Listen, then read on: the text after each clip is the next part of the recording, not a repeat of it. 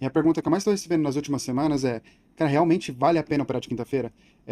Eu entendo essa preocupação das pessoas, porque de fato, nos últimos 2 meses, a maioria dos nossos stops, 90% dos stops foram de quinta-feira, foram os stops duplos aí que mais doeu foram de quinta-feira. E a gente acaba afirmando que quinta-feira é um dia muito ruim, baseado em apenas 2 meses de informações. Mas vamos dar uma olhada de uma forma mais extensa. A gente tem informações aqui, eu sou o cara dos dados aqui, eu tenho 1 ano de informação para a gente confirmar isso e afirmar com certeza que, de fato, quinta-feira é o dia com a pior performance. Vocês estão certos, quinta-feira é o dia que mais dá stop loss na nossa estratégia no Shao SD, no JPY nem tanto. Mas no Shao SD, de fato, é o dia que mais dá virada de mão, é o dia que mais dá stop duplo, e ele é o dia com a pior performance comparado com os outros, com certeza. Isso é um fato, não tem como negar. Mas agora a pergunta que você deve fazer: é mais lucrativo operar de quinta-feira ou evitar elas? Porque, assim, a gente tá falando que a gente toma mais stops, mas a gente também vai deixar de pegar muitos gains.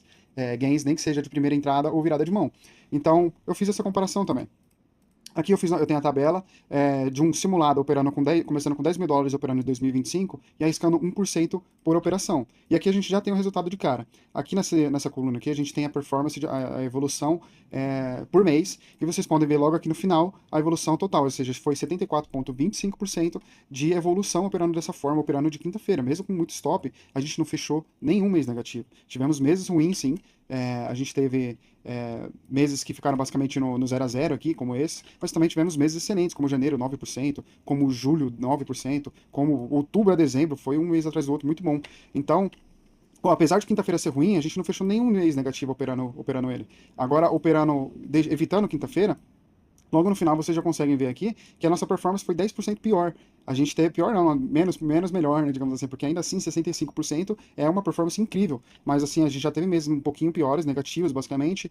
Meses onde a gente teve uma performance de 9, 10%, que foram meses excelentes, ciclos bons, onde até de quinta-feira dá muito take bom. A gente acaba deixando de pegar bons takes, por exemplo, aqui, ó, dezembro foi 5,5%. Aqui acabou dando na mesa, né? Era novembro, né? Foi 5% em novembro, evitando quinta-feira, enquanto quem pegou quinta-feira em novembro pegou 7%.